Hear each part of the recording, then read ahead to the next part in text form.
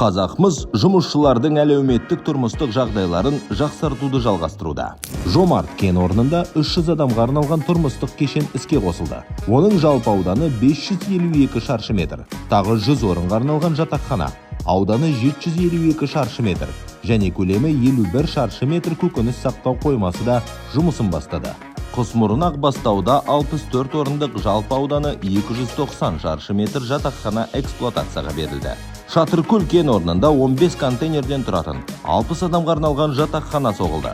Қажық қонғанда контейнер типіндегі 6 модульдік блок орнатылды. Оның ішінде 3 тұрғын модулі, сыйымдылығы 24 адам, 1 қызметтік модуль, жуынатын орын және дәретхана бар.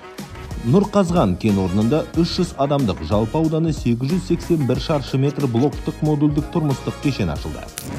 Батыс кенішінің 67-ші шахтасында жалпы ауданы 1049 шаршы метр болатын